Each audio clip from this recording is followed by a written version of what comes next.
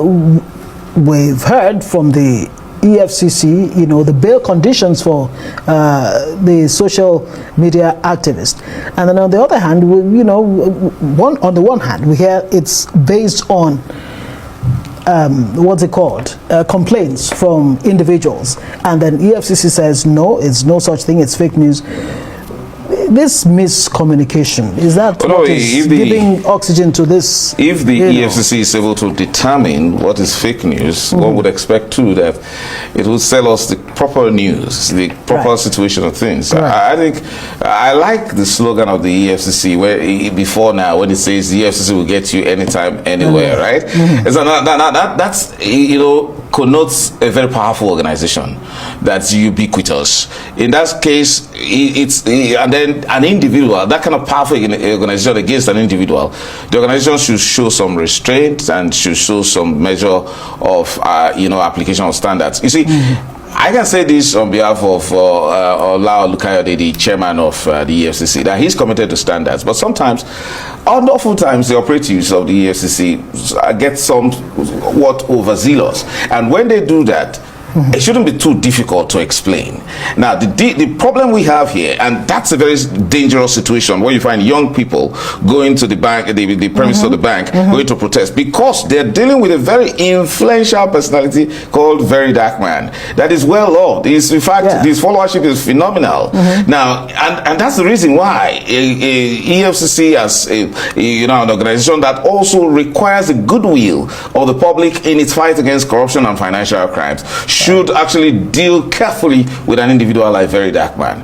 Now, there's a problem.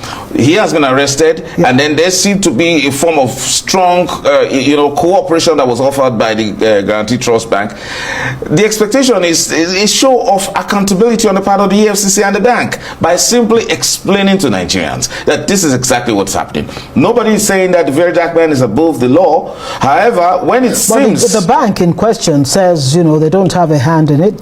The young man, the VDM, was arrested outside the premises of the bank, that they've exculpated themselves, more or less. But Nigerians don't believe, and that's the more reason why an authority like the EFCC should be the forefront of showing a level of accountability to the people by saying this and such a reason is why we arrested Very Dark Man. And of course, because of the presumption of innocence, he should be assumed that he has been granted bail. And then so that report, given bail conditions, that he will not be released until he meets his bail conditions, and he will be taken to court. Well, that's the report. That's a report accredited to the BBC.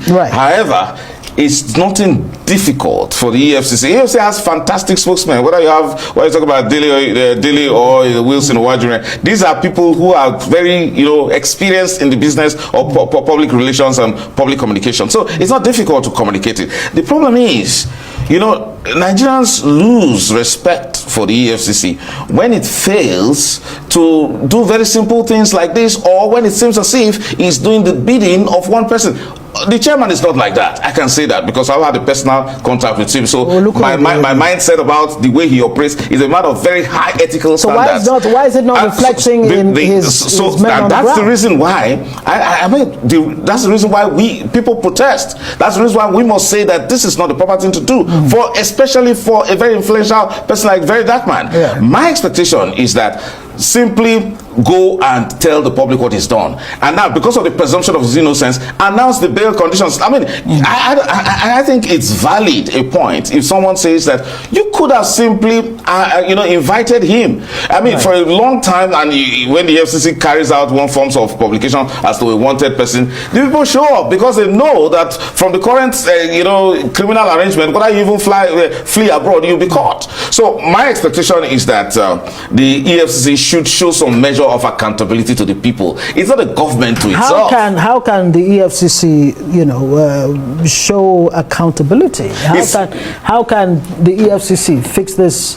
What's looking in your eyes like a damage to the reputation of the EFCC? I think just do the right thing. I would have expected the right thing be? They call a press conference, because you can see that in this age of the social media, where people like Very Dark Man reign as you know, I would say as kings. You know, they carry a lot of influence in that place, and every young Nigerian nearly sees these sort of fellows as role models. So it's not a very good thing if now the FCC is seen as the oppressor, as the one that can be used by the government to suppress free speech. Because so in order not to allow, because we see that label of these explanations as fake news, in order not to allow the constant growing fake news to be preponderant, you have to make the proper statement, give the statement. So what the FCC should do now, in realizing that it doesn't matter whether he's a young person, the level of his popularity demands that a press briefing be given immediately to show some measure of accountability to Nigerians, that you don't work for yourself and that you are not against Nigerians, and that we are all in the business of fighting corruption together, fighting financial crimes, or whatever in this case is cyber stalking. Nobody really wants it. Let's talk about this cyber stalking. Is it being...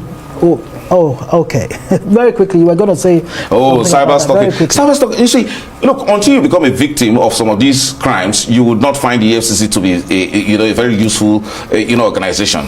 In this case, we're saying that it has to be on the good side of the people so that it can enjoy the goodwill of the people. After all, it's set up to serve the people. Cyber stalking can be a very dangerous crime, especially when it attacks innocent people. But the very dark one is seen in the eyes of Nigerians, especially young Nigerians, as a freedom fighter, as someone who's speaking on their behalf, and it does it in such an innovative manner, playing. It doesn't with a lot of and then it comes out to be well loved, and that's strange. And some of us are very impressed with him. And in that case, the FCC should even see such persons as partners, even when they make mistakes. And in that case, they should not. Of course, he's already a hero, but you increase his heroism when you arrest him in such a manner and refuse to explain.